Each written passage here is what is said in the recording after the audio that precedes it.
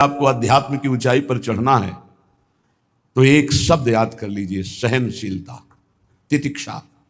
इसको सदैव जीवन में, एक श्लोक गंगा किनारे हमें जीने की सामर्थ्य देता था।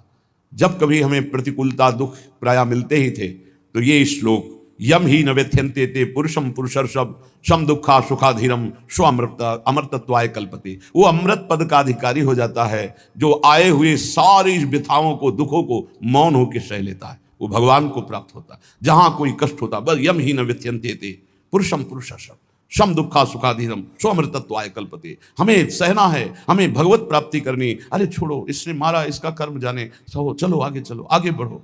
भूख प्यास गर्मी सर्दी मान अपमान दुख सुख, ये सब इस मार्ग के यात्री को मिलते ही है। और जो इसको सह गया वो जगत पावन करने वाला महात्मा बन जाता है।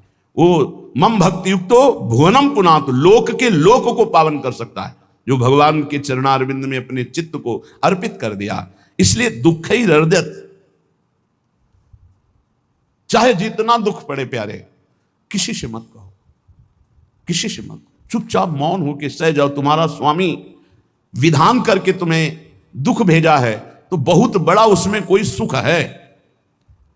वो मंगल भवन है, तुम्हारा मंगल होने नहीं दे सकता। दिखाई दे सकता है कि अब अमंगल हो गया हमारा, अमुक अमुक अमुक, कुछ नहीं। धैर्य पूर्वक अपने मार्ग में सीधे चलते रहो। उसका विधान आया है, वो दुखद हो या सुखद, सुखद है तो हर्षित मत हो, दुखद है तो शोकित मत हो, आगे बढ़ो। देखो ये अध्यात्म है, ये कमर कस लो कि इस जन्म में मुझे इस भव समुद्र से पार होना ही है।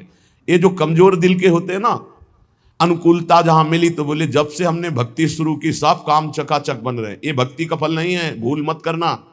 ये तुम्हारे सुकृत चल रहे हैं इसलिए है। और जिस दिन दुष्कृत का फल आएगा उस दिन भक्ति करते हुए भी कदम रखना मुश्किल हो जाएगा, पग पग पर तुम्हें दुख मिलेगा। इस सिद्धांत को समझ लीजिए तो कभी आप निराश नहीं होंगे, शूरवीर होकर आगे बढ़ते रहेंगे। जो हमारी भक्ति है नई फसल है, और इस फसल की जो आनंद वृत्ति है वो भगवदानंद है, ज्ञानानंद है, अखंडानंद है, प्रेमानंद है। वो ये भोगानंद नहीं है, विषयानंद नहीं कि भगवान की बड़ी कृपा जो चाहो वो भोग मिल गए। ये सुकृतों के फल है। ये सुकृत और दुष्कृत दोनों को यही नष्ट कर दो और निकल चलो भगवान की परम धाम में, जहां नित्य सेवा सुख का आनंद सहचरियां ले रही है। श्रीपाद कह रहे, संतर्जयस ताड़यन, कोई मुझे बहुत डांटे भर्त्सना करे और ताड़यन पिटाई भी कर दे, मुझे कुछ कभी शिकायत नहीं करनी प्रभु से। देख रहे हैं ना, वो उन्होंने विधान किया है ना कि इसको पीटो, तो हम चुपचाप पीट लेंगे, किसी से नहीं कहना। रहीमन मन की मन व्यथा रखिए मन में गोए, सुनिठ ले हैं लोग सब बांटने। इसलिए असंगो हम, असंग किससे कहें अपने दुख सुख की बात। अपना दिल तो दिलवर को दे दिया, जो बीते सो दिल तो उनके पास है, वो तो जाने दुख सुख की बात, हम क्या जाने। हम तो बस आपके हैं। मौन, अपने विषय में न सुख की बात करे न दुख की, मौन। बात करे तो प्रभु की करे, नहीं तो मौन। मान लीजिए अगर ये मौन आप धारण कर लेंगे तो निकल जाएंगे माया से, नहीं तो किसी की निंदा कर देंगे, किसी का ऐसा कटु वचन बोल देंगे, परुख वचन बोल देंगे, भजन क्षीण हो जाएगा, भजन करने की वृत्ति नष्ट हो जाएगी। सैकड़ों लोगों के प्रश्न है कि पहले भजन अच्छा होता था अब नहीं होता। उसमें दो बातें होती है, एक तो भजन की ऐसी भूख बढ़ गई है कि अब उतने भजन से नहीं और भजन होना चाहिए। ये उत्तम महापुरुषों की कृपा पात्र भक्तों की वृत्ति होती है। और एक होता है कि आपसे वैष्णव अपराध बन गया, कुसंग हो गया, इस कारण से ऐसा। अगर आपके हृदय में कोई दोष वृत्ति नहीं हो, फिर भजन में ऐसा लगता है कि मेरे से बहुत कम भजन होता है, वैसा भजन नहीं होता जैसा होना। ऐसा बड़े बड़े महापुरुषों को भी अनुभव होता है। ये कोई निंदनीय बात नहीं है, वंदनीय बात है। पर वास्तविक यदि भजन नहीं हो रहा है, वास्तविक यदि आपका रुक गया है आनंद, तो आप ढूंढ लीजिए आपका भोजन गलत है, आपका संग गलत है, आपने कोई वैष्णव निंदा की है। बस यही कारण है, यही खोज लेना, यही सुधार कर लेना। किसी से क्षमा याचना की जरूरत नहीं, अंदर देखो और आचार्य गुरु से प्रार्थना करो, सब ठीक हो जाएगा। बड़े कृपालु हैं, जिन्होंने अपराधी मुझ जैसे को घसीटा तो अब अपराध बन जाएगा तो थोड़ी छोड़ देंगे वो। विश्वास कीजिए, उन्हीं से प्रार्थना कीजिए, नाथ यदि आपको अपराध मोचन कराना है तो भेज दीजिए मुझे उसके पास, या उसको बुला दीजिए, मैं पैर पकड़ लूँ, हाथ जोड़ लूँ यदि अपराध बन गया है। और यदि आप चाहें तो आप क्षमा कर दें, आगे से सावधान रहेंगे। बड़े कृपालु हैं प्रभु, क्षमा कर देते। भजन की वृत्ति को रुकना, ये सहन मत कीजिए। समय नहीं है कि आज नहीं तो कल भजन चल पड़ेगा, नहीं, तुरंत वाचिक में आ जाइए, तुरंत वाणियों का गायन कीजिए, नाम कीर्तन कीजिए, ढूंढिए अपराध क्या बना जो आंतरिक हमारा भजन रुक गया। और प्रभु से प्रार्थना करके उसको चलवाइए, वो बड़े कृपालु है, क्षमा कर देंगे। अगर आपने प्रगट में किसी का अपराध किया और वो उपस्थित हो तो जाओ, उनके चरण पकड़ो, उनसे प्रार्थना करो। भजन का रुकना सहन मत करो। बहुत कठिन है भजन करके भगवत प्राप्ति करना। वो हमारे अंदर सरलता पूर्वक भजन चल रहा है, उसको बचाओ। किसी की निंदा मत करना, किसी की अवहेलना मत करना। तुम्हारी कोई निंदा करे, तुम्हारी अवहेलना करे, सह जाना, कह रहे हैं इसमें, कह रहे संतर्जय ताड़यन बंधनन। यदि वो कहीं मुझे बांध दें, मैं बंधना में स्वीकार कर लूंगा। ऐसा भक्तों को कोई बांधता है क्या? हाँ, बांध देते। तितिक्ष ब्राह्मण की कथा में पढ़िए, उसको बांध दिया। एक सखी बहुत भजनानंदी थी, उसके परिवार के लोग रोज उसे पीटते थे और उसे बांध देते थे। सखूबाई नाम उसका सखी का था। एक सखी बहुत नागरीदास जी के संग में रहकर भजन की वृत्ति उच्च कोटि की सीखी थी, भागमती बाई। उनके पति ही उनके ऊपर सैया लगाकर नवीन रानी के साथ बैठते हुए ऐसा पिटाई करते, इतना कष्ट देते, पर वो उच्च कोटि की ऐसी महान वक्ता, परम सिद्ध बरसाने के जो वास करने वाले अपने नागरीदास जी थे, हरिवंश महाप्रभु के शरणागत, उनके सत्संग से ऐसी उच्च कोटि की दशा प्राप्त हुई, उसे कोई फर्क नहीं पड़ा। उसके कष्ट देने के लिए उसके ऊपर सैया लगाते, राजा थे, और नवीन रानी के साथ उसके ऊपर बैठते, उपद्रव करते, मारते पीटते, लेकिन वो सम रहती। संतर्जयस ताड़यन बंधनन, शांत। वो देख रहा है, बस तुमको यही सोचना, वो देख रहा है, मेरा स्वामी देख रहा है। वो देखते हुए मौन है ना, वो चाह रहा है ना, तो तेरा किया मीठा लगे। बस बात समझ लो, इतना तो बहुत बड़ी वस्तु प्राप्त होगी, बहुत बड़ी। एक मिट्टी जब कुम्हार को अर्पित हो जाती है तो पीट पीट कर एक छोटा राई भर भी दाना नहीं रहने देता, क्योंकि राई भर भी अगर दाना रहा वहीं से मटकी फूट जाएगी, राई भर भी अहंकार रहा वहीं से भक्ति रस निकल जाएगा। पीट पीट के उसको एकदम बराबर, फिर भी चैन नहीं, जल डाल के रौंदा, फिर भी चैन नहीं, हाथों से मल कर अपने अनुसार बनाया, फिर चाक पे चढ़ाया, जो चाहा आकार दिया, सूर्य के ताप में तपाया, फिर उसको दहकते हुए आवे के बीच में रख के पकाया, फिर उसमें रस रखने लायक क्षमता आ गई उस मिट्टी में। ऐसे ही हम जब संत महापुरुषों को, श्री भगवान को समर्पित होते हैं तो ये सब होगा। रस रखने लायक हृदय तभी होता है जब आवे में तपता है, इसलिए तैयार रहो। तभी नागरीदास जी ने कहा, बड़ो ही कठिन है भजन ढिग डरिबो। एक सूरवीर योद्धा की तरह जैसे उसके अंग घाव से युक्त होते हैं, वो कदम पीछे नहीं आगे ही बढ़ाता है, ऐसे भजनानंदी चाहिए। चाहे मुझे चोर कहा जाए, पतित कहा जाए, गाली दिया जाए, मुझे मारा जाए, बांध लिया जाए, तो भी मैं भगवान पर दोषारोपण नहीं करूंगा। मैं यही निश्चय करूंगा, प्रभु मेरे देख रहे हैं, जोई जोई प्यारो करे सोई मोहि भावे, उनका विधान परम मंगलमय है। अंतः क्लेश मतीव दुस्सह तरम प्राप्नोति नाना विधि। मुझे अंदर से भी बहुत पीड़ा दी जाए, काम पीड़ा, क्रोध पीड़ा, लोग बाहर से तो ये दिया जाए और अंदर से भी ये दिया जाए, तो भी हे प्रिया जो आपसे नहीं कहूंगा। प्रेम में कभी शिकवा शिकायत नहीं होती, ना इष्ट से और अपने प्रीतम के विधान से दिए हुए कष्ट को हम दूसरे से कह दें। धिक्कार है हमारी प्रीति को, प्रीतम सहावे और मैं दूसरे से शिकायत करूं? नहीं, हर विधान आपका सहूं। ये प्रेम है मस्ती का, ये लज्जू पंजू ऐसे काम नहीं है इनके। ये तो देखते हैं पैर धर के, अगर गर्म लगा तो हटा लेंगे, मत रखना गर्म ही गर्म है। और छाती मजबूत करके कि आग पे चलूंगा, तो पैर रखोगे तो चंदन हो जाएगा आग में भी। पूरे जीवन की बात कह रहा हूं, पूरे जीवन की। सोचो उस समय जब 13 वर्ष की अवस्था है और घर से निकले थे, कोई साथी नहीं है, कोई समझाने वाला नहीं, और आज इतना जीवन हो गया, इसी यार के सहारे हुआ है। इसी यार, ना 1 रुपया कभी था, न रहा है और न रहेगा। प्रेमानंद का 1 रुपया नहीं है, प्रेमानंद की एक वस्तु नहीं, ना रहा ना रहेगा। हाँ, प्रेमानंद की सब वस्तुएं हैं, ना होते हुए भी पूरा विश्व मेरा। क्यों? प्रेमानंद भगवान का है, भगवदानंद को प्रेमानंद कहते, वही संपत्ति। जीवन भर एक ही साथी रहा है, और हे नाथ ऐसी कृपा करना अब दूसरा साथी बने ना। अब आओ तो मृत्यु रूप में ही आओ, और किसी रूप में मत आना।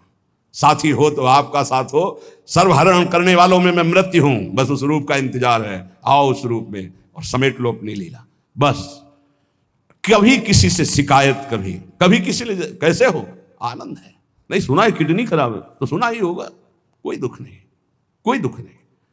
वर्तमान दुख वर्तमान के आनंद से बहुत छोटा है। क्या दुख है? स्वामी के द्वारा दिया हो। ये आप हमारी प्रार्थना मान लीजिए इस मार्ग में चलने पर जो दुख मिले कभी किसी से कहना नहीं, नहीं तो प्रीति में कलंक लग जाएगा, वो तुम्हें प्रभु से हटा देगा। नहीं, रहीमन मन की मन व्यथा रखिए मन में गोए, सुनिच लई है लोग सब बाट न ली है। ये भगवत मार्ग शूरवीरों का मार्ग। कभी अपनी अंतर व्यथा को किसी से मत कहो। जीवन में अगर कोई हमें कष्ट दे रहा है तो हमारा कर्म है, ना कि कोई व्यक्ति। ये बिल्कुल सिद्धांत तक चर्चा समझ लो। वही व्यक्ति जो मुझे द्वेष करता, वही व्यक्ति जो मुझे कष्ट और दंड देता, वही व्यक्ति प्रणाम करके छाती से लगाकर आंसुओं की धारा से अभिषिक्त किया, तो वो व्यक्ति था या कर्म? जब कर्म भोग हो गया तो वही हृदय से लगा के अश्रुधारा से क्षमा कीजिए, बहुत ऐसा ऐसा। नहीं नहीं, आप तो बड़ी कृपा की। व्यक्ति कभी कष्ट नहीं देता, मेरा कर्म उसके ऊपर सवार होकर मुझे दंड देता। इसलिए मैं किससे कहूं? अपनी जबान से दांत कट जाए तो किससे कहूं? ये जो दांत, इससे जबान हमारी पीड़ा को किससे कहूं? अब अपने हाथ से चोट लग जाए किसको कहूं? ऐसे सब आत्मा स्वरूप हैं, हमारा कर्म ही उनके ऊपर सवार होकर हमें दंड दे रहा है। इसलिए भाई, श्रीपाद का सिद्धांत जो कह रहे कि अगर भगवत प्रेम प्राप्त करना है तो मुंह बंद। 22 बाजार में कोड़े मारे गए, एक बार भी श्री कृष्ण से नहीं कहा। पूज्य भाई जी महाराज के जीवन कष्ट कष्टमय है, कभी श्री कृष्ण से नहीं। बाबा नहीं सह पाए, बाबा ने श्री कृष्ण से कहा, श्री कृष्ण चंद्रजू से, ये क्या है, इतना कष्ट क्यों दे रहे हो उनके शरीर को? तो मुस्कुरा दिए, बोले मैं नहीं दे रहा हूं, ये तुम्हारे कर्म का फल भाई जी भोग रहे हैं। ऐसा? बोले हाँ। सीधे अस्पताल गए, भाई जी से कहा, ये आप हमारा प्रारब्ध क्यों भोग रहे हैं? तो कहा, आज ये कौन सा खेल रच रहे हो बाबा, क्या बात कर रहे हो? जीव का अपना कर्म भोगना होता है, किसी और का निजीकृत कर्म भोग? तो उनका, आप हमको बहका नहीं सकते, हमें परम तत्व से पता चला है कि आप हमारे कर्म। तो हंस दिए भाई जी और बोले, देखो हमें कोई फर्क नहीं पड़ता, आपको फर्क पड़ जाता। आप चढ़ो, जिस साधना की चढ़ाई पर चढ़ रहे हो चढ़ो, मंगलमय श्री कृष्ण तुम्हारी यात्रा को पूर्ण करें। हम तो अस्पताल में पड़े पड़े प्रिया प्रीतम के साथ खेल रहे हैं, कोई फर्क नहीं पड़ रहा। ये बड़े महापुरुषों ने अपने कष्ट की तो बात जाने दो, दूसरों के कष्टों को लेकर भोगाए। हम जरा सा कष्ट आ जाए तो बोले हमारी अंदर श्रद्धा थी अब खत्म हो रही क्योंकि कष्ट आने लगा। उसमें भगवान का क्या दोष है? वो तो बड़े कृपालु हैं कि ऐसे पापात्मा होने पर भी मुझे महात्माओं का संग दिया, धाम का वास दे रहे, नाम जपवा रहे हैं। अब हमारे पूर्व प्रारब्ध हमें कष्ट दे रहे हैं, इस समय भी वो हमें दुलार कर रहे हैं। जीव समझता नहीं, केवल दोषारोपण भगवान और भगवत मार्ग पर कर देता है। इसलिए उपासक को अंतः क्लेशमति व दुस्सहतरम, ये जो आप काम क्रोध से जल रहे हो ना, ये तपस्या है, इसका बहुत बड़ा लाभ मिलेगा। और अगर भोग रहे हो ना, गिर रहे हो, पतित हो रहे हो, तो वो सुख नहीं, वो शांति नहीं, वो विश्राम नहीं। तो एक बार ध्यान रखना, इस शब्द को याद रखना। ऐसे रहने पर भी हमारे द्वारा जो भी, वो हमारे स्वामी ऐसे लेते हैं, जन अवगुण प्रभु मान न काऊ, दीन बंधु अति मृदुल स्वभाव। कल शाम के पूज्य परमहंस राम मंगल दास जी की वाणी का चिंतन हो रहा था, उसमें कह रहे कि जो 30 मिनट भगवान नाम कीर्तन कर लेता, मेरी बात पर विश्वास रखना, हो उसको भगवत प्राप्ति होगी। 24 घंटे में 30 मिनट नाम कीर्तन कर लेता है और अन्य समय विस्मरण रखता है, तो 30 मिनट का नाम कीर्तन उसे भगवत प्राप्ति करा देगा। तुम्हें जो पाठ प्रिय हो, 30 मिनट पाठ कर लोगे, भगवत प्राप्ति हो जाए, कर लो। और बहुत पहुंचे हुए महापुरुष जिनके चरणों में अपार श्रद्धा है, आप लोग तो रात दिन लगे, आपको भगवत प्राप्ति नहीं होगी। चूक हो जाएगी तो जन अवगुण प्रभु मान न काऊ, दीन बंधुअति मृदुल स्वभाव। अग्नि की ज्वाला के समीप रुई का पहाड़ कितनी देर टिकेगा? कितनी देर टिकेगा? उसके ताप में झुलस जाएगा। ये अग्नि की ज्वाला है भगवान नाम कीर्तन, भगवत यश गुणगान। तो जैसे किसी को लगे कि वो नाम जब भी करता है वो रुचिपूर्वक पाप करता है, असंभव। नाम जापक रुचिपूर्वक पाप कर ही नहीं सकता, उसका हृदय जलेगा। पक्का आप जप करके देख लीजिए, आप जप कीजिए नाम, और फिर आपसे पाप जब बनेगा तो आप फिर हालत अपनी देख लीजिएगा, बार बार हृदय जलेगा, नहीं नहीं नहीं। तो एक दिन वो नहीं सिद्ध हो जाएगा और आप निर्विकार हो जाएंगे। इसलिए अंतः क्लेश, अगर बुद्धि मति हो, अति अंदर क्लेश आ रहा है, कभी काम आ रहा है, कभी क्रोध आ रहा है, कभी लोभ आ रहा है, कभी मोह आ रहा है, ये आता रहेगा जब तक भगवत साक्षात्कार नहीं होगा। ऐसा मत समझो कि 2-4 महीने जप करेंगे तो हम सिद्ध हो जाएंगे, ये आता रहेगा। ये बहुत भागवतिक शक्ति से संपन्न है विकार, कोई साधारण नहीं है कि तुम माला जपोगे वो नहीं आएगा, माला जपते समय ही आएगा वो। ये भागवतिक शक्ति से संपन्न, काम क्रोध लोभ मोह तब त्रिभुवन को परास्त कर रहे हैं, ये भगवान के पावर से शक्तिमान है। तुम्हारा अहंकार जब गलित हो जाएगा तो इनका आना ही बंद हो जाएगा। जब तक अहंकार रहेगा तब तक ये आते रहेंगे। तो जो तुम्हारे अंदर जलन हो रही, मत कहो किसी से, सह जाओ, यही तपस्या हो जाएगी, यही भगवान की प्राप्ति का हेतु हो जाएगा। प्रभु के लिए थोड़ा कष्ट सहकर आप आगे बढ़कर देखिए वो कितना आपको प्यार देते हैं। यही कष्ट सहना है, आंतरिक विकारों को सहना, बाहरी प्रहारों को सहना, कभी किसी से ना कहना, ये भक्तों का स्वभाव। मौन, इसीलिए वाणी से मौन, कुछ ना बोलना। हमने एक संत भगवान को देखा, 22-23 वर्ष पहले वृंदावन में, कच्चा मार्ग था, एक बोरा रखते थे ऐसे, पागलों जैसा भेष था। तो जब रात्रि के 11 बजे वापस यमुना किनारे से प्रसाद पा के यमुना किनारे गए, यमुना किनारे से जब लौटते थे तो उनको देखते थे अकेले वो बैठे रहते थे। उनकी मुद्रा देख के लगता था भगवदानंद में डूबे हुए हैं। नजदीक बैठे, बोरा उठाया, चल दिया। अमित पीछा छोड़ने वाले थे नहीं पीछे, तो उनका क्या बात है, क्यों पीछे हो? अब संत वेश हमारा भी तो मर्यादा से ही बोलेंगे, वो कुछ नहीं, केवल जानना चाहते हैं आपको। तो कालीदह की इधर एक तमाल का पेड़, जो श्वेत रंग का एक वृक्ष है, उसका मुझे नाम नहीं याद आ रहा, गुलर जैसा, और वो तमाल में लिपटा हो, अब भी है। दाहिनी तरफ है ये जो खाली जगह पड़ी ऊंची, जो अपने दाहिनी तरफ बर्फ फैक्ट्री के आगे जाते हैं, उसी के नीचे बैठ गए। तो हमने पूछा, आपकी स्थिति देखकर मुझे लगता है आप हर समय भगवदानंद में डूबे रहते हैं। बोले जब लगता है तो प्रश्न क्यों करते हो? हमको आपकी वेशभूषा देखकर। तो बोले जगत से बचने के लिए ये वेशभूषा है। एक बोरा से, जैसे कोई बीनने वाले होते हैं, कबाड़ बीनने वाले, ऐसे बोरा ऐसे रखे थे, गमछा लगाए हुए थे, पूरा शरीर खुला, कोई साधु का वेश नहीं, कोई चिन्ह नहीं, और उनकी स्थिति भगवदानंद में थी। उनका ये किसके उपदेश, किस मार्ग के उपदेश, किस इष्ट की आराधना से आपको ऐसी स्थिति प्राप्त हुई? बोले प्रथम पूज्य श्री स्वामी राम सुखदास जी महाराज का सत्संग हुआ, इष्ट देव श्री कृष्ण, इष्ट ग्रंथ गीता, उसी की कृपा से मुझे ऐसा, मैं भारत के हर तीर्थों में वास करता हूँ, भ्रमण करता हूँ, असंग रहता हूँ, और यही वेशभूषा रहती, बड़ा अंदर से। तो भोजन प्रारब्धवशात जो सामने आ जाता है उसे पा लेता हूँ, नहीं आता भूखा रहता हूँ। तो कहा अगर हम मधुकरी ले आवें कभी आप जैसे, तो पालेंगे? बोले दे देंगे तो पालेंगे। दूसरे दिन मधुकरी लेकर, तो रोज हमारी उनके चरणों में श्रद्धा, क्योंकि उनका रहना और चिंतन दोनों, रहनी और चिंतन बड़ी प्रशंसनीय। जो वीतराग परमहंसों के अक्षर सा वैसे, कुछ पास नहीं, केवल बोरा, वो नाटक के लिए बोरा कि कोई समझे कबाड़ बिनने वाला, और एक गमछा से रंग बिरंगा, बस कुछ नहीं, कोई भागवतिक चिन्ह नहीं। एक दिन देखा वो बड़े मक्खियां भिन भिना रही, तो नजदीक गए, क्या होगा? कहा चुप जाओ। इनका बोलिए ना। बोले वमन और शौच दोनों हो रही है, शरीर बिगड़ गया है, तो हमका औषधि के लिए हम व्यवस्था, बोले इसीलिए कह रहा हूँ आप बच जाइए। तो हमका हमें बता तो दीजिए क्यों नहीं? तो बोले आया हुआ प्रारब्ध है, इसको हंस के भोगना है। ऐसे कोने में साइड में ऐसे पेड़ के किनारे पड़े, 2-4-10 दिन जो भी व्यवस्था उनकी बनी, फिर वो हमको दर्शन नहीं मिले, अन्य तीर्थों में चले गए होंगे। ऐसा महापुरुष। क्या हम अपने शरीर को इतना प्यार करें कि भगवान से श्रद्धा हो जाए, भक्ति मार्ग में हम लड़खड़ा जाएं, फिर सत्संगी किस बात का? ये पक्का समझ लीजिए, ये जो भगवत मार्ग है ये शूरवीरता का मार्ग है, सहन करने का मार्ग है। जितने भी महापुरुषों के चरित्र हैं आप पढ़ करके देख लीजिए, भगवान के चरित्र से भी ज्यादा लाभ भक्त चरित्र सुनने से इसलिए होता है कि हमको लगता है कि हमारे जैसा जन्म लेकर इतना कष्ट सहकर इस ऊंचाई पर पहुंचे, ये बड़ी बात है कि वो जीवत्व से हमारी तरह पैदा होकर ईश्वत्व को जाता है। इसलिए भक्त चरित्र में विशेष बल हमको प्राप्त होता है। क्या क्या कष्ट सहते, और आप खुद देख लीजिए, आपको जितना कष्ट है उससे बड़ा सुख है कि नहीं, अंदर देख लीजिएगा तो इसी से अनुमान लगा लीजिए, जितना बड़ा कष्ट उससे कई गुना बड़ा सुख भगवान देते हैं, तभी वो उनका यश गाते रहते हैं। ऐसे थोड़ी होता है कि हमारे भगवान का हम भजन करते, हमारे साथ न्याय नहीं हुआ। न्याय तो सही बात नहीं हुआ, नहीं तो तुम्हारी दुर्गति हो जाती। सही बात में उन्होंने न्याय नहीं किया, पक्षपात किया है तुम्हारा।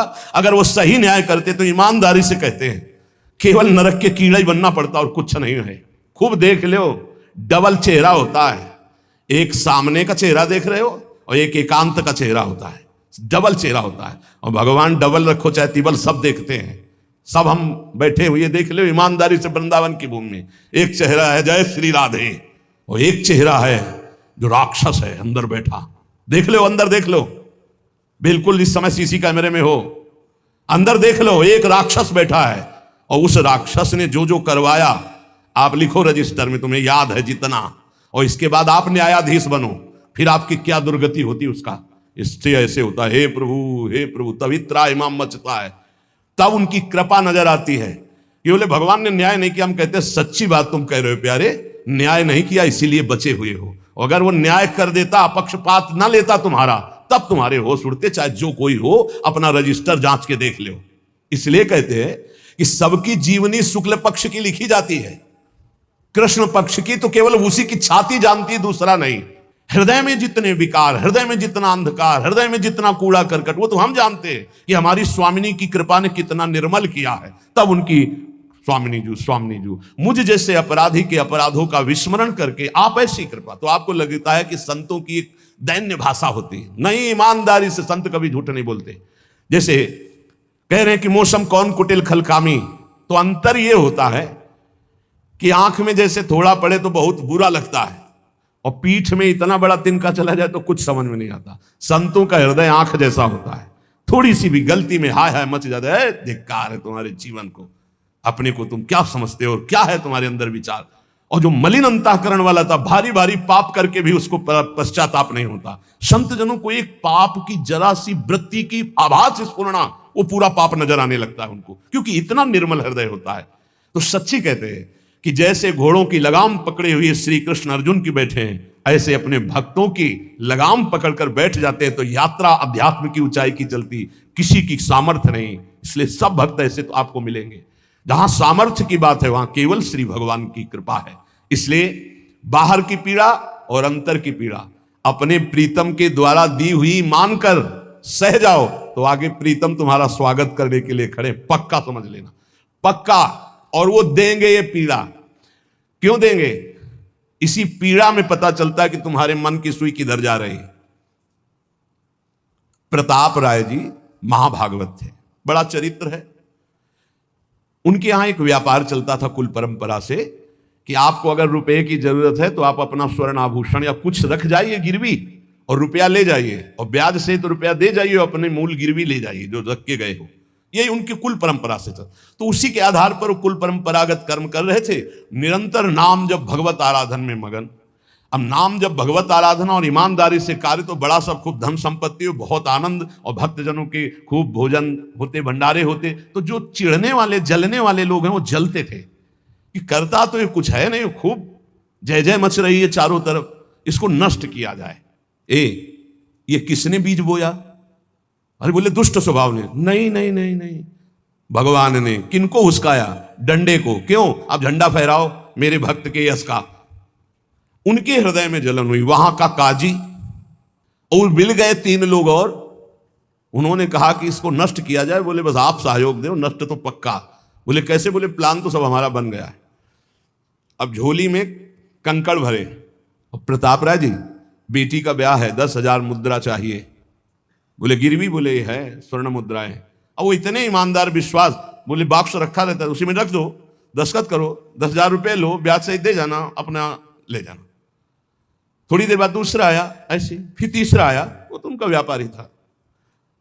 5 दिन बाद वापस आया और काम बन गया, ब्याज सहित ये रुपये लो, हमारा आभूषण वापस करो। बोले जहां रख गए थे वैसे उठा लो।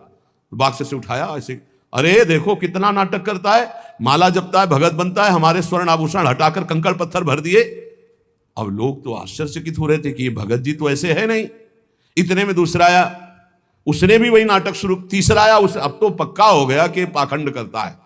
लोगों की श्रद्धा को कपूर कहा गया है। कपूर ऐसे बाहर रखो ना तो उड़ जाता है ना, ऐसे ही श्रद्धा है। अगर उसको आप मजबूती, विश्वास की मजबूती में नहीं रखोगे तो श्रद्धा उड़ जाएगी। अब तो सब कहने लगे कि प्रताप राय तो बहुत ही पाखंडी निकला। अब हाहाकार मच गया। इसके बाद काजी, वो तो सब मिले हुए थे, काजी ने बादशाह के सामने बात पेश की। काजी के इशारे से बादशाह ने हुक्म दिया इनको बंदी बना लिया जाए, सारी संपत्ति जब्त कर ली जाए। अब राज सैनिक बंदी बना लिए प्रताप राय जी को, सारी संपत्ति जब्त होने लगी। तो उन्होंने अपनी पत्नी से इशारे से कहा ठाकुर जी लो और भाग जाओ अपने मायके, ठाकुर जी को बचाओ। ऐसी स्थिति में याद क्या है? ठाकुर जी को बचाओ, उनका भोग राग चलता रहेगा, हम तो जेल में कष्ट भोग लेंगे। ऐसा ही हुआ। वो पीछे की खिड़की से अपने ठाकुर जी को लेके सब तहस नहस हो गया। म्लेच्छ सेना साहब नष्ट भ्रष्ट कर दिया, बंदी बनाया, उनको ले गए, जेल में डाल दिया।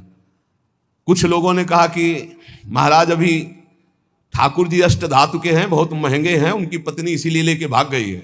मायके से पत्नी को भी बंदी बनाया, ठाकुर जी को भी संपत्ति के रूप में जब्त किया, और जहां संपत्ति थी वहां गोदाम में ठाकुर जी को ऐसे जैसे संपत्ति डाल दी वैसे डाल दी। जब पत्नी नजदीक हथकड़ी बेड़ियों के सहित, और वो तब एकांत जब हुए तो उनका प्रभु आज तक मैंने कभी आपसे मांगा नहीं और कोई शिकायत नहीं की, बस एक कष्ट है इस समय कि आपको गोदाम में डाल दिया गया है। हम प्राणों से अधिक आपको प्यार करते हैं और आपको भोग नहीं लगेगा, आपकी सेवा नहीं होगी, ये हम बर्दाश्त नहीं करेंगे। प्रभु कुछ उपाय करो जिससे आपकी सेवा, अगर हमें ये पता भी चल जाएगा कि आपको भोग लग रहा है तो आजीवन हम पति पत्नी को जेल में रखो, मुझे कोई कष्ट नहीं। प्रभु ये सब कुछ हुआ, मुझे कोई कष्ट नहीं, आपको भोग नहीं लगेगा, इस बात से मैं जीवित नहीं रह पाऊंगा। भगवान देर थोड़ी लगी युगल सरकार गलवैया दिए हुए, इस स्थिति में भी तुम्हें मेरी चिंता है?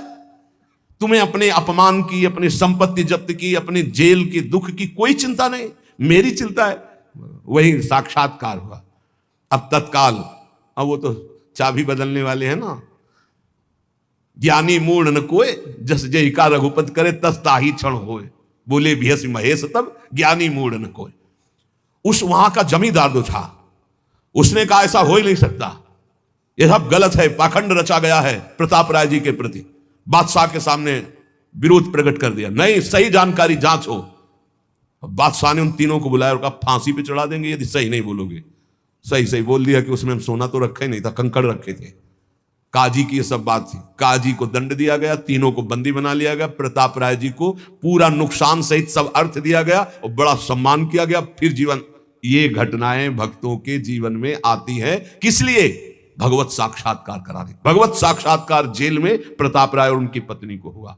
इसलिए उपासक को कितनी भी परिस्थिति कष्ट की आवे, वो तुम्हारे आनंद का वर्धन करने वाले बनेगी, विश्वास रख लीजिए। बस किसी से सहयोग मत मांगना और किसी को अपनी बात मत कहना। प्रताप राय जी ने किसी से भी नहीं कहा, कुछ भी नहीं बोले, केवल प्रभु से कहा कि आपकी सेवा अगर हमको कान में सुनने को मिल जाएगी कि आपका भोग लग रहा है तो मुझे कोई कष्ट नहीं होगा, लेकिन ये मैं नहीं सह पाऊंगा कि आप गोदाम में ऐसे, क्योंकि मैं जीवन भर आपको दुलार करता रहा हूं प्रभु। अब वही भगवत साक्षात। तुम्हारी सुई कहां जाती मन की? कष्ट की स्थिति में कोई मित्र, कोई रिश्ते नातेदार, कोई पावर काम आता है या भगवान की तरफ जाए? अगर भगवान की तरफ तो जीत गए, और अगर संसार की तरफ ऐसे भी मिलने, आप बिल्कुल फोन कर देना, हम तुम्हें अमर कर देंगे, नहीं फाड़ के फोन नंबर फेंक देना, कि हम रखेंगे भी नहीं ऐसा नंबर। जब कोई नंबर नहीं होता तब हरि का नंबर लगता है। जिसके पास किसी का फोन नंबर नहीं होता उसका हरि का नंबर लगता है। ध्यान दे दो, कलयुग है इसीलिए सबके पास नंबर भेज दिया है। सबके पास नंबर है क्योंकि हरि से फोन नहीं कर सकते। हरि का फोन जानते हो कैसा होता है? जब आर्थ होकर अनाथ भाव से असरण शरण कोई नहीं मेरा, तब हा नाथ, वो फोन नंबर। भाव से मुझको पुकारे तो भाव से बेड़ा पार है, भाव पूरित टेर ही करती मुझे लाचार है। भाव बिना भगवान आवाजें नहीं सुनते, भाव सुनी पुकार भगवान नहीं सुनते। भाव कब आता है? बाजार में थोड़ी मिलता है। किसी से हमारा संबंध नहीं। ये जीतना है तो ये बातें पकड़ लो सत्संग की। कोई विपत्ति दुख आने पर अगर किसी का नंबर आपको याद आवे कि अगर हमें विपत्ति आएगी तो कौन सा नंबर याद आएगा? बोले अमुक का, उसको डिलीट कर दो। नहीं, अमुक का नंबर नहीं रखेंगे हम, श्री जी का। श्री जी का नंबर क्या है बताया तुम्हें? क्या है? बस कोई नंबर नहीं तो श्री जी का नंबर है। हे लाडली, हे प्रिया, कोई है ही नहीं, अब अपना कोई है नहीं तो कौन है? सच्ची बताते हैं, एकदम नंबर। 1 घंटी में फोन उठा लिया जाता है, 1 घंटी। गजेंद्र ने जब देखा कि कोई मेरा सहयोगी नहीं, हरी री नहीं पहुंच पाया, काम हो गया। हरि पूरा नहीं कर पाए, काम हो गए। गोविंद यही प्रकट हो गए, वस्त्रावतार। ये नंबर है हरि का। जब तक पांडवों की तरफ, भीष्म की तरफ नंबर नहीं लगा, दांत तक पकड़ा नंबर नहीं लगा, और जब छोड़ दिया कहा गोविंद, बस नंबर लग गया। ये है भगवान को पुकारना, ये है भगवान तक आवाज पहुंचाना। कोई हमारा नहीं, यही तो हमारी साधना है। और यहां मां नंबर लिखे चले जा रहे हैं, व्यवहार बनाए चले जा रहे हैं, डायरी बनाए चले जा रहे हैं, इतने नंबर। अरे सब क्या करोगे? ये सब नरक पहुंचाएंगे नंबर। एक केवल हो हरि शरणम, बस सब काम बन जाएंगे। बोले नहीं, सहयोग होता है। इससे क्या सहयोग होता है? अगर बात बिगड़ जाए तो अंग रक्षक सूट कर देता है, और कौन? अंगरक्षक ही सूट कर देता है। अगर वो चाबी बदल जाए ना तो रक्षक ही भक्षक बन जाता है। किससे रक्षा चाहते हो? जो काल का भी शासन करने वाला है उससे रक्षा चाहो। देखो सच्ची बात, ये केवल प्रवचन नहीं कर रहे, हृदय की बात कह रहे। मान लीजिए मेरे प्रभु ऐसे, कोई महान नहीं है, वो जिसको महान करते हैं वही महान हो जाता है प्यारे। ऐसे हाथ हटा ले तो सब हान ही हान है, कोई महान ही नहीं है, महान नहीं। वो हटा ले तो बस उन्हीं से महान है। ये सच्ची कहते हैं, उन्हीं से बहाल है। दबी बात खुल जाए तो असलियत समझ में आ जाए। और वो जानते हैं, और वो जानते हुए हमें नमस्कार करवा रहे, प्रणाम करवा रहे, भोजन दिला। अरे जय बोलो उनकी। हमारे साथ भगवान ने क्या किया? अरे तुमने भगवान के साथ क्या किया? कितनी कृपा की भगवान ने। इतने अपराध का दंड जानते क्या होता है? पूरा जीवन बर्बाद हो जाए। और यहां पूरे जीवन अपराध कर रहे हैं, जीवन आबाद किए हुए हैं ऐसे प्रभु के प्रति। ये हम इसलिए कह रहे, जो कहते हैं ना हमारी भगवान पर श्रद्धा नहीं रह गई, तो तुम्हारे ऊपर हमारी श्रद्धा नहीं रह गई। देखो ना कहां श्रद्धा लायक हो तुम, क्या हो तुम। ये हम असलियत कह रहे हैं। ऊपर से चिकना चुपड़ा, अंदर से सब गंदा होता है। भगवान बचावे, नहीं तो मना खष्टान इंद्रियाणी प्रकृति स्थान कर सती। दुर्गति वाले काम होते हैं, दुर्गति वाले। आप जो भी देख रहे हो केवल कृपा देख रहे हो। अगर वो कृपा हट जाए तो कुछ नहीं देखने लायक किसी में भी। जहां कहीं कुछ भी है वो मति की रति गति भूति भलाई। जब जेहि जतन जहां जेहि पाई, सो जानो सत्संग प्रभाव। लो कहूं वेद न आन पाऊ। इसलिए हम कहते हैं ये मत कहो मुझे भगवान पर श्रद्धा नहीं रह गई। भगवान की इतनी कृपा है, हम कैसे तुम्हें बताएं। कृपा ही कृपा है कि वो न्याय ठीक से नहीं करते। किनके साथ? एक बार जो कह दे राधा, एक बार हरि, एक बार कृष्ण, तो पक्षपात ले लेते हैं। अगर पक्षपात ना लेते, ठीक से न्याय करते, तो करोड़ों कल्प रौरव नरक मिलता, फिर भी उद्धार नहीं होता। ऐसे आचरण सबके अंदर है, देख लो। 15 मिनट के अपराध से जीवन भर आपको भारत की जेल में सड़ना पड़ेगा। वो ऐसे कितने अपराध हैं उनका, जिनको तुम इस कानून से अनुमान लगा सकते हो। वैसे कितने अपराध किए, लेकिन स्वामी ने कभी एक चाटा नहीं लगने दिया, और निकाल करके आपको परम पद की तरफ ले जा रहे। कृपा नहीं दिखाई दे रही? तुम सत्संग, नाम जप, भगवत यश गायन, भगवत लीला, भगवत धाम, ये तुम्हारी साधना का फल है क्या? ये कृपा का फल है। तुम अपने को देखो और कृपा को देखो, तो यही बलिहारी जाएगी कि जासु कृपा नहीं कृपा आघाती। जिनकी कृपा, कृपा करने से आघाती ही नहीं है। इसलिए अंतः क्लेशमति दुस्सहतरम प्राप्नोति नाना विधि। नाना विधान से यदि अंतर बाहर कष्ट मिले तो चुपचाप सह जाना, राधा राधा राधा। आगे बढ़ोगे तो भगवत प्राप्ति हो जाएगी।